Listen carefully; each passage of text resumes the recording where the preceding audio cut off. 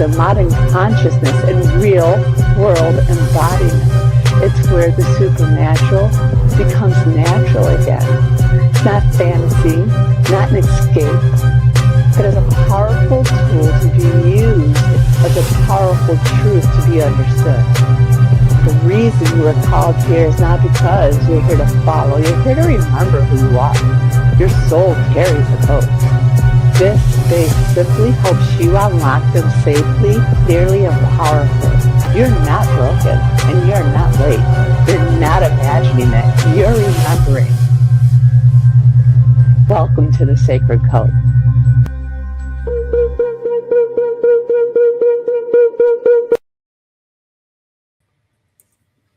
Hey, guys. Hey, good to see you. Good to see you. It going? Nice. It's going.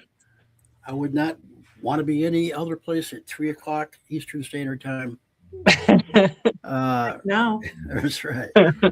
You're all in Eastern Standard Time, right? Yeah. Yeah. Yes. Okay. I had a second guess myself, but yeah, pretty much. So, it depends on the time of the day. Right. I mean, that is true. What you feeling? Good.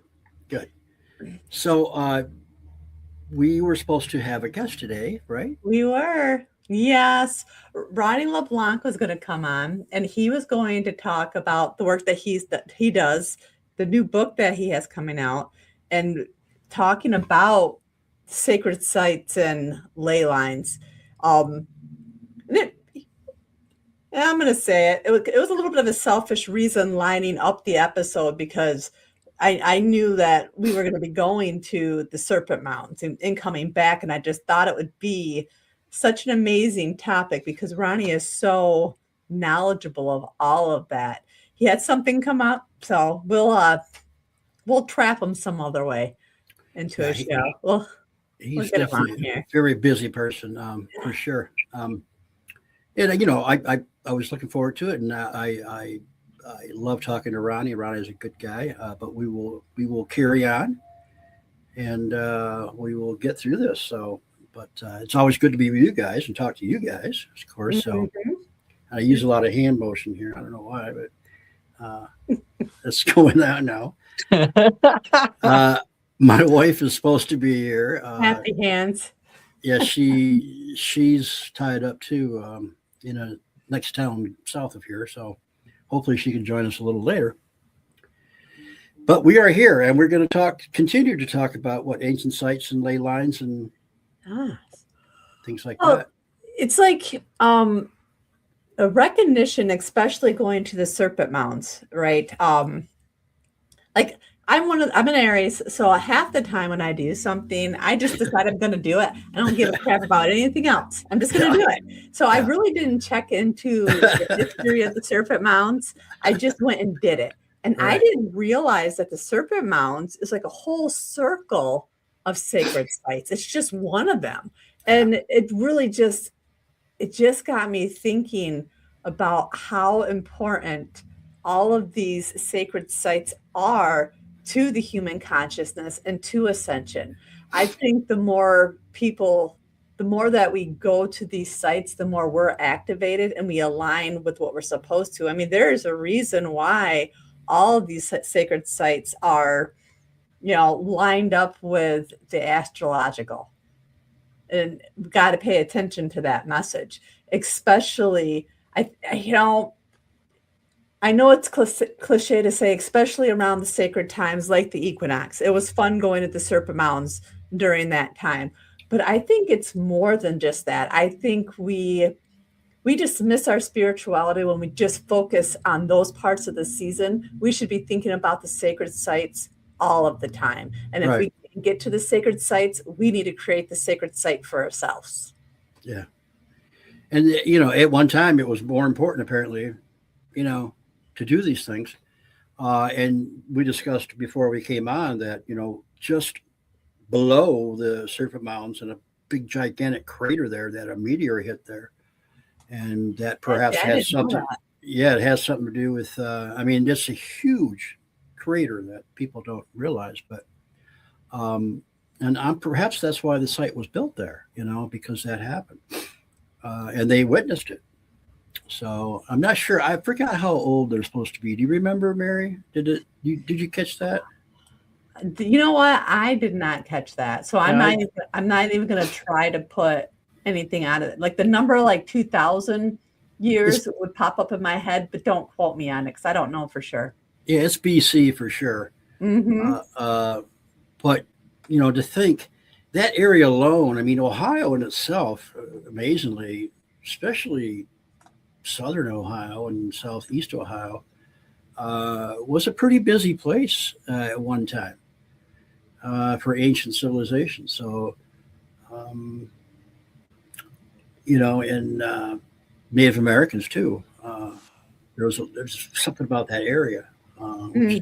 Yeah, I was down there 2017 with the solar eclipse, and with Beth and Barry, friends of ours, and Deb. So yeah, you're right. I mean, it makes you realize that you shouldn't be there just for certain times. You should just cherish it all the time. So I agree.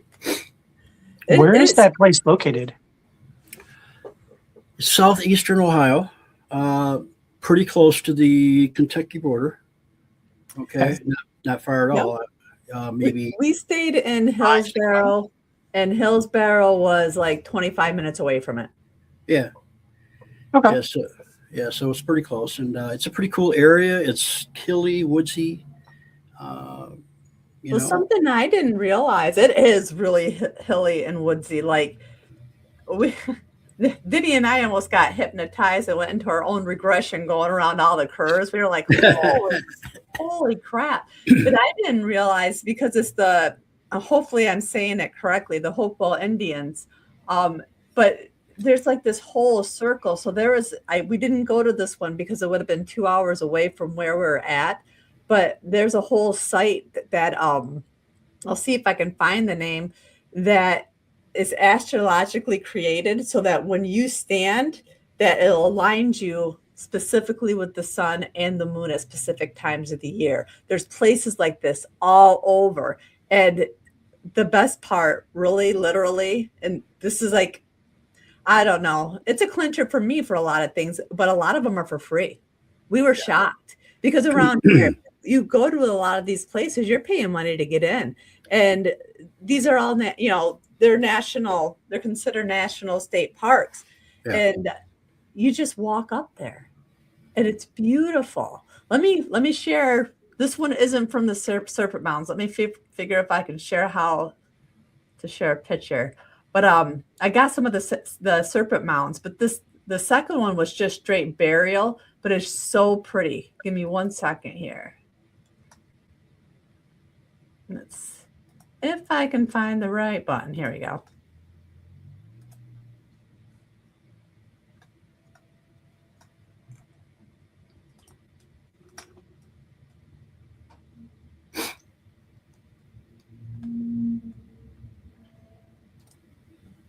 This is my favorite picture. Can you guys see it? Oh, yeah. That's cool. This was only probably about 15, 20 minutes away from the Serpent Mounds. And it's the Hopewell, part of the Hopewell National Park. But these are all burial mounds. Right. And you get to walk right out there. It's just like it's in the backyard and you just walk right up to them. And that's unusual because if they're sacred sites like that, usually they're protected. You can't walk up to them. But that's cool. I didn't know this while I was down there, so I would have checked it out. But. And it's just like the other site. I don't have a picture of that other one. We didn't go to it. The next time I go, we're going to that. Just because It's huge and octagon. It's all things like this. These mounds that are built up specifically for astrological purposes and ritualistic purposes. Like flipping amazing. It feels so like just looking at the picture and like feeling it, like it feels like a lot, but hardly anything at the same time. It feels calm, but very highly energetic at the same time. There's a lot happening just within that picture. It almost feels like if you walked any further, you would be walking through a portal almost. Yeah. You are so right. And you nailed it right there, because when I first walked in, it was just this huge wave of emotion. And at first I'm like, oh, I'm just getting emotional because this is beautiful. Then I'm like, no, Mhm. it's not that. Like it felt heavy, but not like heavy mind. I just felt the sorrow, I guess. And then all of a sudden, like I felt the impression to keep walking, and it was almost like you crossed this line and it all went away, literally. Like it all just lifted, and I was like, oh, this feels great. Like, so it is like that. It was exactly like that. Like, Almost like it's a ley line. uh-huh. Interesting. Oh, well, the ley lines play a huge role. And like RJ and I were talking, like, there's no scientific proof of ley lines, but if you were to go to your county map and draw lines between all of the sites, the sacred sites, or the tourist attractions, right, those are your ley lines. There's a reason why all those places are in those specific areas. It's because we've been talking to star seeds for how many thousands of years, and being energetically, whether we realize it or not, shown that these sites are the highest energetic. If you wanted to be able to heal, if you want to be able to evolve, if you want to be able to open up, the closer you get to these sacred sites, the closer you get to source, is the way I see it. That's the draw. Right. Yeah. Welcome, Ireland. Thank you for joining us. Appreciate it. Uh, you know, that area, like we talked about, that southeastern Ohio, and within, let's just say, 100-mile radius, it has to be something about it that people collect there. Now, there's a modern day thing there too that I didn't know. On the way back, we we said we went with friends of ours who are from Ohio. They live in Michigan now. We stopped in a town. I think it was called Yellow Springs, Ohio, and the whole town is all metaphysical stores. It is so cool. So Wow. there must be a draw there, uh, that energy, like you said. And I look at that picture too. Yeah, I mean, just sitting back, but like you said, once you get closer and feel the ancient energy of it, um, all the residue, all the residual energy that comes back to you. And there's a reason why they built it there, because there must be something there that drew all these people there. The Hopewells was a very big society, thousands of people. And also, I want to mention that some of these mounds supposedly contained bones of giants. So, and when I say giants, I mean very extremely tall, 8 to 12 foot people. Wow. So, yeah, and we all know the story of the Smithsonian going and collecting them and getting rid of them so that we wouldn't have to change our history. But um, yeah, I yeah, didn't know that.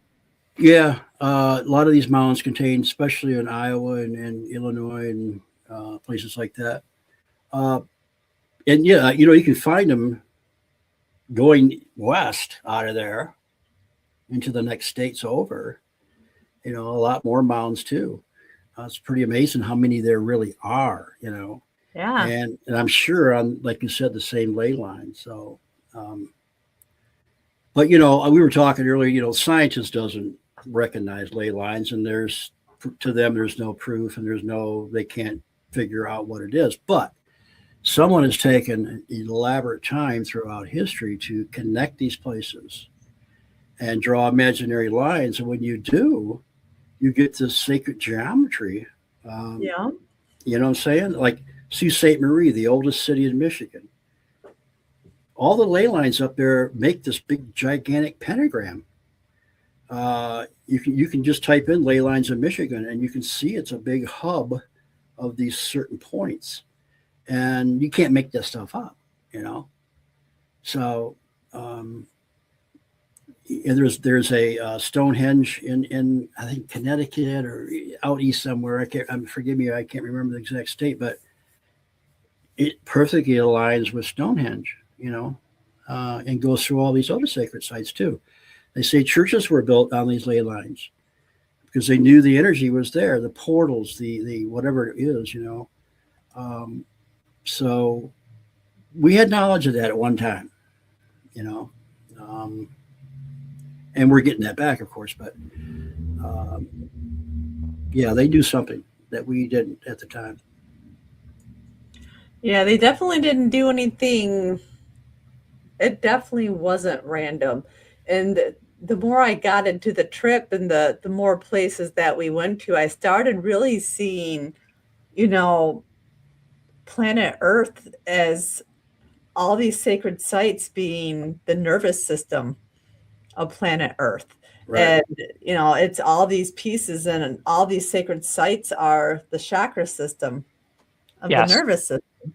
And when you think about it that way, and how much we could actually activate by recognizing them as something different than just a really cool old site that's cool to go to because it's historical, Right. you know? Yeah. And even Serpent Mountain, it was pretty elaborate, a pretty elaborate project. Uh, it's huge. It If you is. ever, yeah. So they took a lot of time. I don't think just for artwork. Trust me. So it represents a lot of things. It means a lot of things, and, more than we'll probably ever know. But yeah. Now, Tet's from Ireland. You know, Europe in itself uh, has many, many, many ancient sites, stone structures. Um, Stonehenge. Now we found out Stonehenge is just not these pillars of rock. They're finding out around it there was these older structures that were made of wood under the ground, and not too far from there was other structures that were made that they're finding under the ground. Uh, Tets, I think some of those. Did they say some of those rocks? No, I don't think they came from Ireland. But the story is that maybe they might have, and giants have built them. But anyway, they came from far away, and to move those, I don't know how many tons they are, uh, was an elaborate project to do. Task to do. So how they did it, I don't know. So yeah, and in England itself, in Ireland, they've got all kinds of stone structures that go way, way, way back, thousands and thousands of years. It's pretty cool. I mean, they knew that if you built in stone, they would still be there. They wouldn't rot. They wouldn't, they wouldn't go away. But to have these mounds still there is pretty cool, because they haven't washed away. They haven't eroded. I mean, they've eroded some, but there's elaborate ones like I think it's Illinois or Ohio, anyway, or Indiana.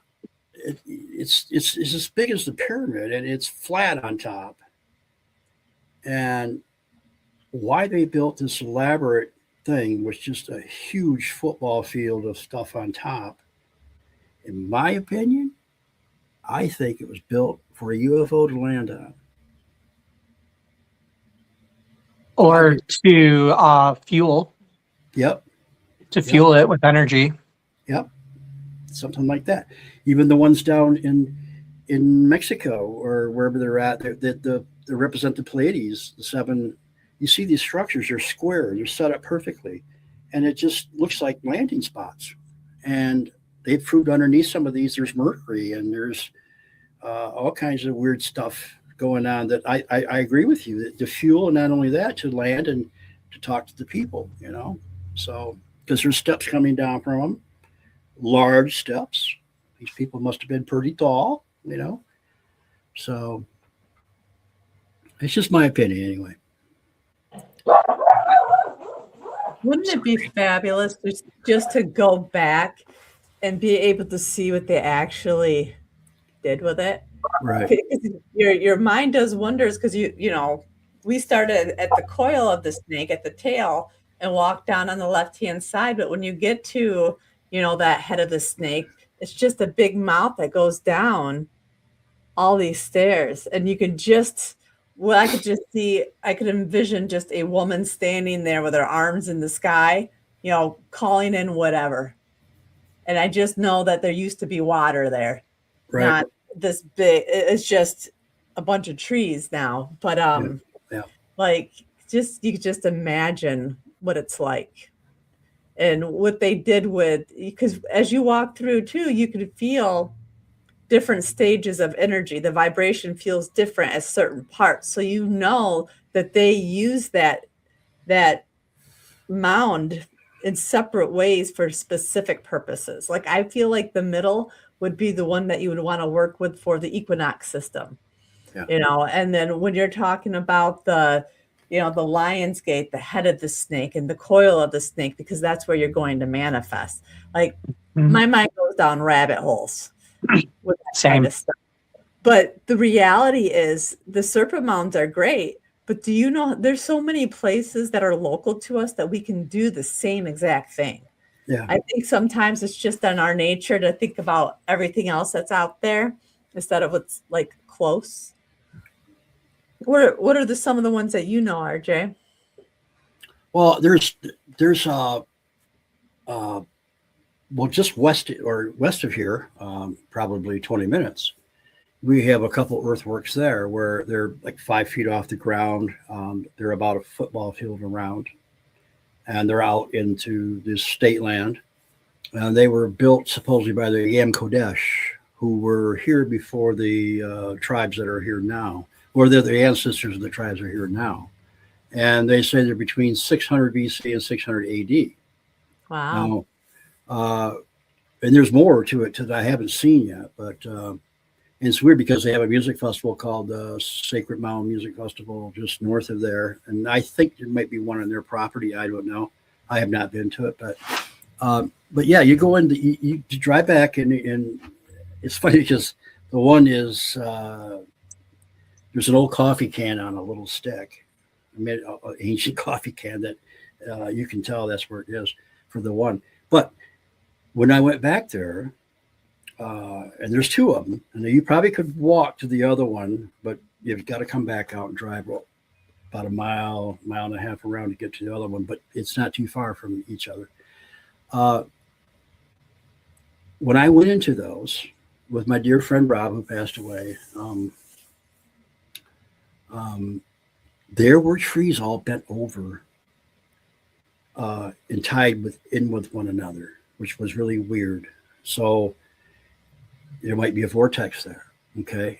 And where they're at, there's a little hill system that runs east to west here, and it's not that big, maybe a couple stories high, but it's just weird that it's located on those areas. Now, they say that there was eskers underneath these underground rivers, and that they knew this, and that there were some ceremonial things going on there, that when somebody passed, they could go into the underground to these eskers, and their soul would, be carried off by these waters. Now, I took a recorder out there in the second mound, it's an earthwork, so it stands about 5 feet high, and you can walk around on these mounds, or these hills that were built. There was, in the middle of the second one, there's a big quartz rock.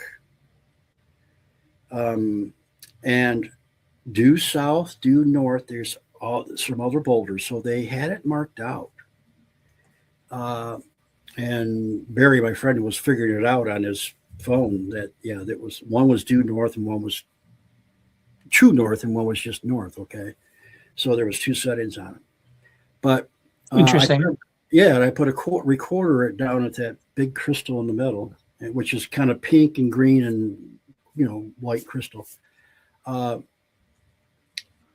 I'm telling you guys, for 10 minutes, and I've got the recording around here somewhere, you could hear knocking on trees. You could hear birds that I've never heard before. And I could hear a waterfall. And it was just like it was picking up things that were in a different time or a different portal or a different something, It was pretty cool. That is really cool. Yeah. Rob, my friend who passed, he was just blown away. You know, I got to have that recording. I got to have the recording. And, you know, I gave it to him. But yeah, it was very different. There was there was knocking going on that I didn't hear while I was there, but I heard it on recorder. Okay. That's cool. Yeah. You know, and I'm, you know, it's like you're listening to Bigfoot knock on a tree or something, you know. But, and, you know, like I said, you didn't hear that when you were just there, but very cool. So, yeah, just west of here, there's some sacred sites. There used to be many Michigan, but a lot of them were destroyed. I guess there's a big one down by Grand Rapids. Do you know about that one, Mary? Yeah. Yeah, those are actually, I believe, Hopewell Indians too. There's a Norton Mound group that's in Grand Rapids, but there's some, I believe, Hopewell. Yeah. And I'm gonna go see those ones actually. I'd love to see thinking about those because it's like 40 minutes away from me. But like, yeah, just going to the Serpent Mounds had me really thinking there has to be places just like that in Michigan, you know, that we're just overlooking. Yeah. So, for sure. Yeah. And Mark, you guys have heard this in Big Traverse Bay, discovered under the water were some ancient sites with mastodons carved in them, you know. So who were those people? And off the coast of like Alpena and Harrison over there on the East Coast and Lake Huron, they have proven before the lakes were there, before the big lakes were there, that there was these hills that they used to drive animals over, and at the bottom all these bones to eat, you know. So those people were here, whoever those people were. There was a big ridge that ran from Michigan to Canada. They walked, you know, before the waters were here, before the glaciers, I should say. Well, we're still sitting on a big glacier, aren't we? Yeah, something like that. We're sitting on something like that. I you know, I remember seeing something like that, but I can't give you any details on it. But there's a big wall. Yeah, there's a big wall in the UP. They say it's an ancient wall that's squared, you know, it's fit together. And some of the scientists are saying, no, it's just a natural formation, but I don't buy that. Mm-hmm. And where'd that come from? And who built that? So, what are the rocks? What's the rocks that are on Mackinac Island? That big rock. Oh yeah, that's considered a sacred site. It was placed by I'm not even going to try to say their name, but they thought that was a veil between heaven and earth. Oh, that was a ritualistic site for them. So I know what you're trying to say. The name of the tribe, and I don't want to mess it up either, but it's like a Shinnebeck or something like that. So not right. That is not right at all. It starts with an E and ends with a K. Or starts with an A and ends with a K. Yeah. Lots of letters in between. But I didn't know that. And I've been to Mackinac Island and gone on those tours, but I did not know that it was a sacred site that they would use in rituals because they considered that to be the thinning of the veil and be able to connect and communicate with spirit. Yeah.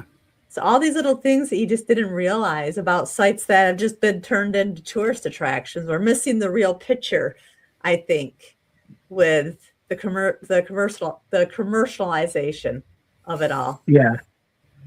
Yeah, isn't it funny that they built a very special mansion there for the governor? You know, it's been there forever too, to fly up there and spend some time there at that ancient sites. Mm-hmm. Yeah, but I know what rock you're talking about. It's pretty cool the way it's formed and all that. Yeah. Yep. It's like a portal there, right? It feels like it. Yeah. When you look at the picture, that's exactly what it feels like. So it makes sense. And then you add in all that water. Yeah. You know? Yeah. And the limestone. Island. Mm-hmm. Yep. So, everything amps up around water. I mean, look at Old Mill. Old Mill is a fabulous place to go investigations. Like when we were there for what was it? The Old Mill Parafest. and we got to go down into the basement, man. Like all that water, all that energy, it just amps everything up. Like I want to go to places like that so we can discover what we can do with the frequency, really. Well, the next time if you guys make it up here, It's in a couple weeks. Are you? Oh, that's right. Yeah. Yeah. Maybe we could head out to those places I'm talking about. So, All for a right. minute. Yeah, it's I not would too totally be down. Yeah. We'll check that out. So yeah, there's places around Michigan. I there's not very many left though. There was at one time, I think they said 300 and some special places, but it's down to, maybe down to 30. So I'm sure all of those places are still activated. They're just probably just people just don't know that it's there. I'm sure that all of those, 300 sites that you're saying, energy doesn't go away. right. Just gets transmuted, or you know what I mean? not Like out. I'm sure they're all around, and I'm sure some people like us, for some reason, found a chance to maybe live in a new home in that area. Yeah. You know what I mean? And they're probably like, I don't know why it's so, like, why we were so we needed to live here, but they are for that purpose, because they needed to live or be in that spot, because they're doing the work just like we are when we travel and go to these places. Yeah, that's it's an energy you can't dissipate it like our souls, right? Mm-hmm. So Behind my house, there's Indian mounds. are there really? I so want to get back there to them. But yeah. Yep. And I do believe, like, at the UFO con, I think this was about maybe 3 years ago at that one. The one when we reached that part where everybody gets to share their experiences. Right. There was people who got up and shared experiences, like literally where I'm at. Right on that. Wow. Oh wow. Yep. So I'm hoping one day to be able to just get back there and feel them. But I know it probably sounds stupid, but they talk to me continuously. Oh nice. Doesn't sound Nonstop. stupid at all. No. Yeah. Oh, Like I oh. just want to get back there and talk to them. Well, I'll have to get down your way then, and we'll maybe check those out for sure if you're up for that. Our friend from Ireland is coming up with some very cool stuff here. A certain frequency can change the shape of pouring water. Yes. Now that's something I wanted to bring up. That you reminded me of something that I think at one time we knew as a species how to open these portals up with sound and frequency, and we knew Yep. it so well that it was just a common thing, right? We've lost that art, that knowledge, but I don't know where they went to, and I don't know where they led to, and you had to have some big cojones to go through them if you didn't know what was going on. But I think Bigfoot does that too. I think Squatch knows how to open these portals with its sound, its frequency. And we were aware of where they were at a lot more than we're aware they're now. They just weren't sacred sites. They were, Sidonia has a full of them, obviously. But so, yeah, we had that knowledge, and we've lost that knowledge. I think it was taken away from us. They didn't want us to know that stuff. God forbid that, we were smart at all, right? That we have some spirituality and that we actually have knowledge. But that's all changing, of course, but they knew if they shut that off, we would just obey. But yeah, so you're right. I think that's that. You can do things a lot with water just by concentrating on it and changing the molecules and because water is a living thing too. And he also said the earth has its own pulse, its own, it's true. The earth is a living being. So, and she's definitely been talking to us a lot lately. So, and she has to evolve too. She has to change. Whether we're going to do it or not, she's going to do it. So it's her right. It's her evolution. It's her, what she does. So it's very cool. Now I'm going to say I'm pretending that Bigfoot left me a stick this last weekend. And this is why. Because it's a weird little stick and it makes no sense why it was on the back porch, because it was the only one there. And it was windy. So at first I didn't think anything of it. I was like, okay, there's a tree literally right there. But it was only one, and it was shaped, and it was lined up with other things in a really weird way. So I'm pretending that Bigfoot tried to make contact with me. Just so you know. Well, what's coming out now? What's coming out now on Bigfoot is amazing. It's just blown There's a wide lot open. happening right now. Yeah, blown wide open. Like, again, some of it not real, sure. Some of it AI, yeah, that's true. But I always say, and I'll say this forever, only one of them has to be real. One video of a UFO, one video. Right. That's all we need. Just one. So something's going on with it, and I think it's part of the disclosure. And I'm going to go a little step further and say, fairies and elves and all these things that have been hidden for their own protection, of course, from us, want back in. Okay. And so at one time, I think we did have a very good dialogue with Sasquatch or Bigfoot, whatever you want to call them, Yeti. But because man is who he is, they had to protect themselves.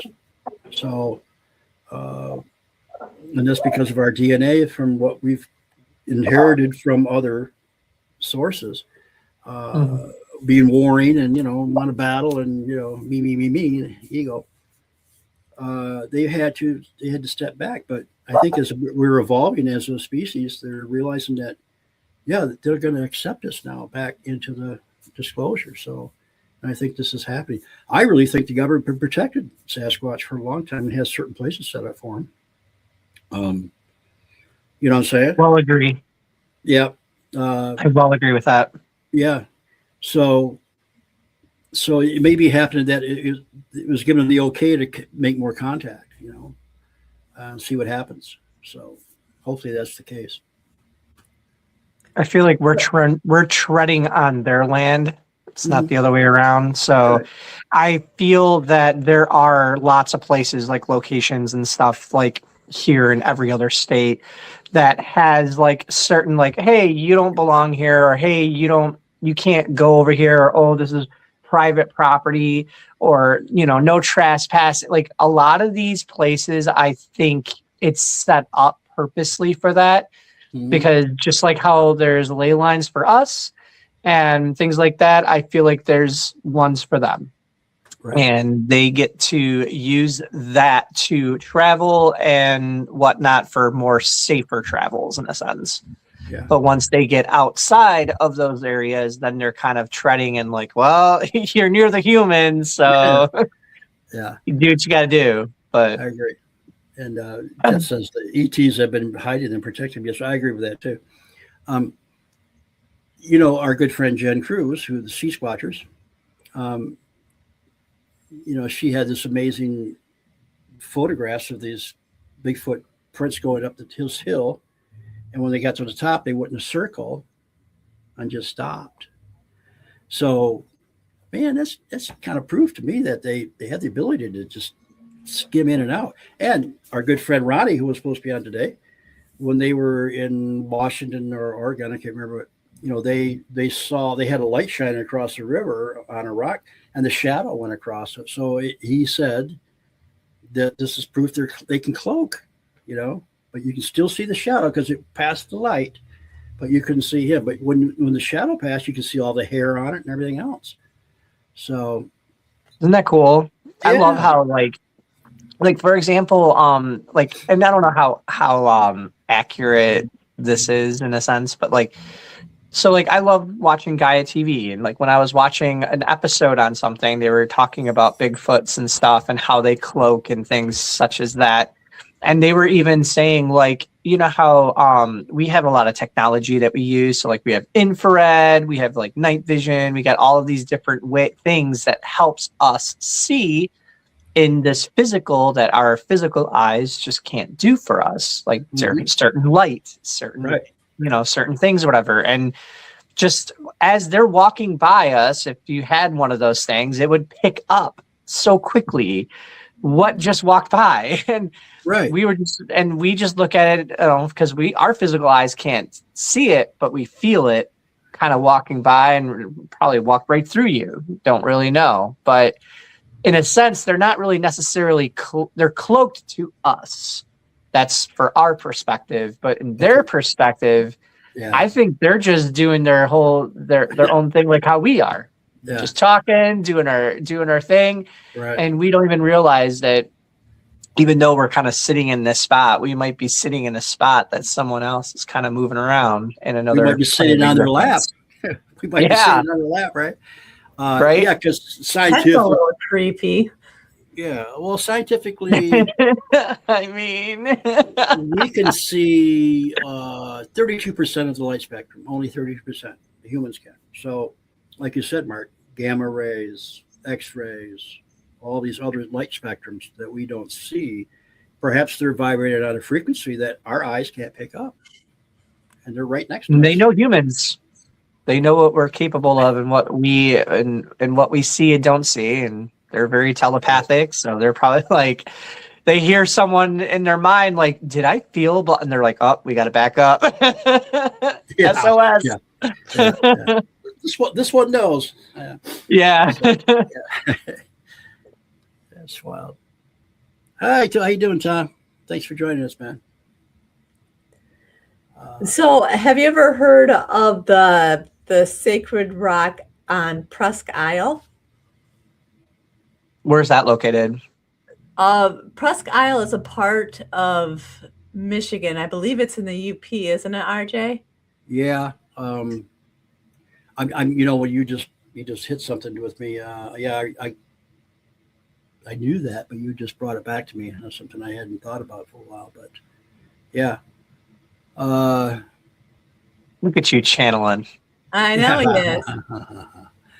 No, I mean I can't bring it up. But I know they used to use it as like a tribal marker for like rituals, but they used to use it for like offerings and blood sacrifice. Wow. And you know, what is that all about? I don't know. I mean, you know, you go back to the Canaanites and all these people that just want to sacrifice people, and they've carried this knowledge. It got into other civilizations like the Mayans and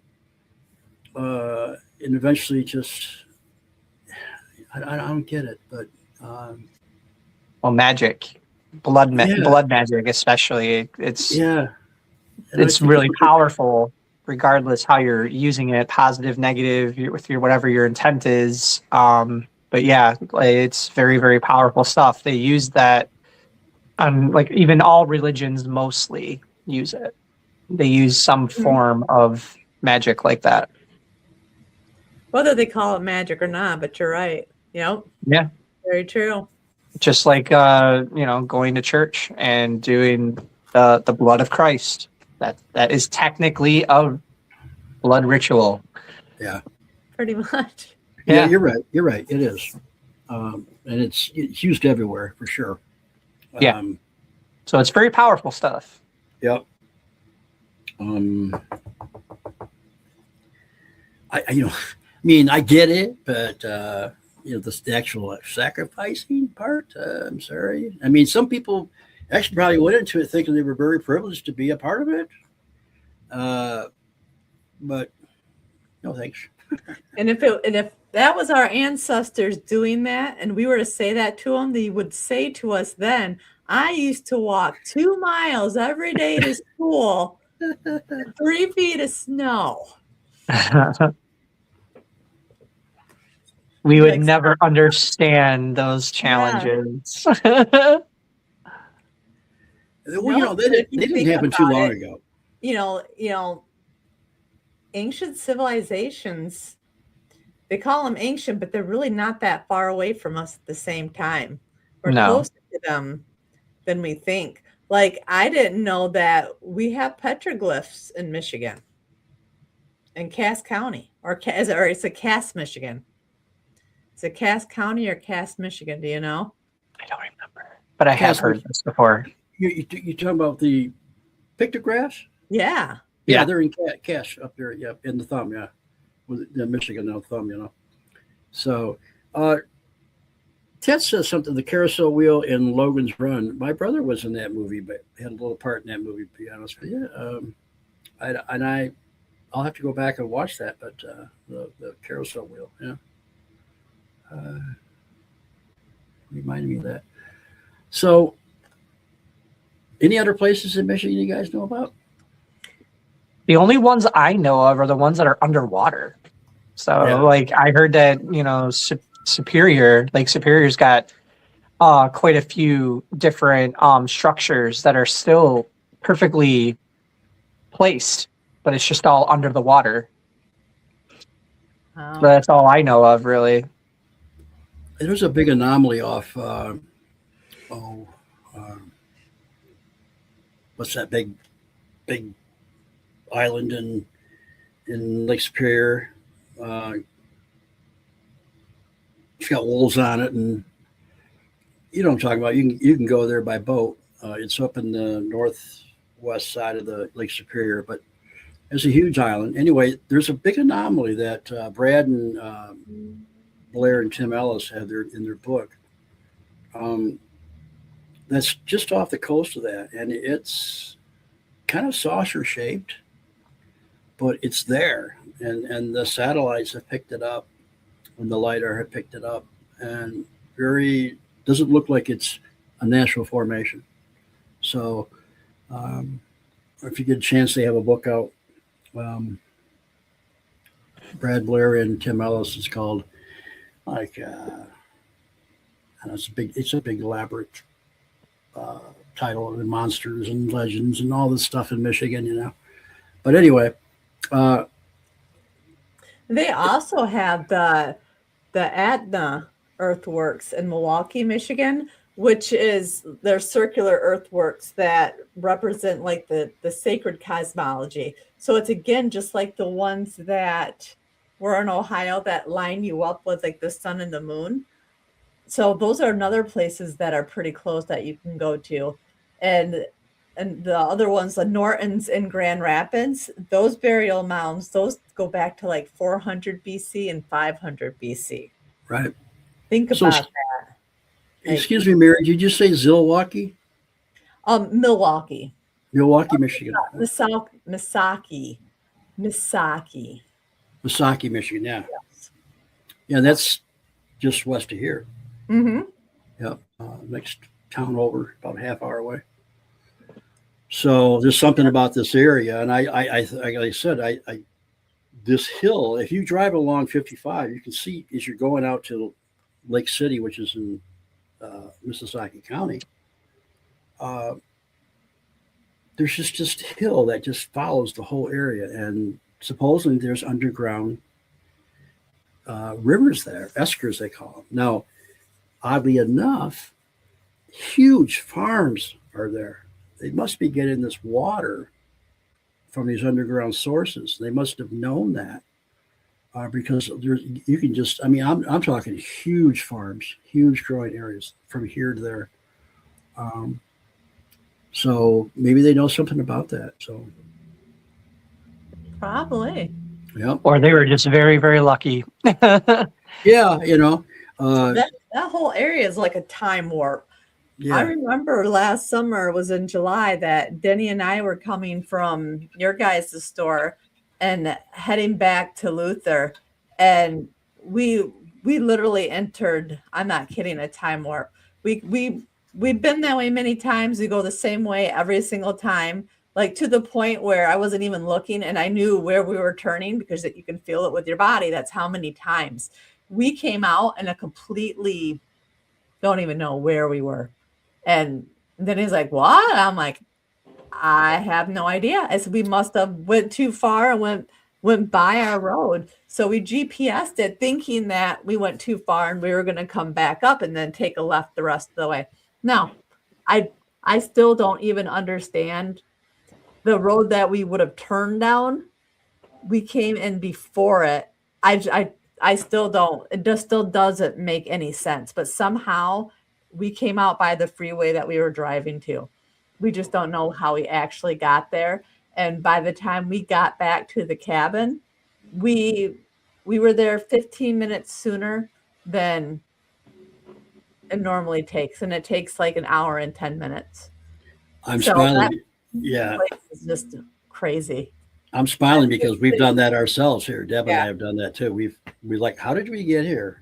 We knew where we were going, but somehow we ended up wondering where the hell we were at, you know? Uh-huh. Yeah. I do that on hikes. Whenever I go on hikes, I'm not the one where it's going to be like, oh, I'm just going to stay on the path. I'm not that person. I'm going to see something and I'm that person where I'm like, oh, look at that tree that looks over there. That looks really weird. And it's like 100 feet off the path. I'm just going to walk by, just go check it out. And for some stupid reason, whenever I go to like hikes, random hikes to like places that are like really popular, you know, things like that. And I would find the most ironic, weird things there is. Like I went to a dark park that's like 4.5 hours away from me. I drove all the way out there walking in the woods and I felt, you know, I'm going to get off trail. I get off trail and then I find a box, a random little box that was on the ground next to a tree. And when you open the box, it was a bunch of random items that people put in the box that basically visited the park. So they just dropped things in. And I'm like, yeah, I'm going to do it. So I just dropped another thing in, closed the box, put it right where it was and walked away, came back the next year and it was still there with my item and other people's items in there. I'm like, freaking That's weird. cool.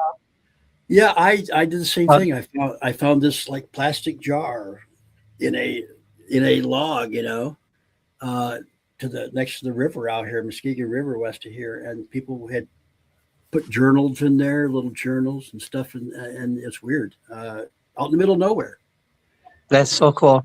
Yeah, so I know exactly what you're talking about. That's cool. Yeah, it's funny when you really follow your heart and you just go with the flow of like where you're just going.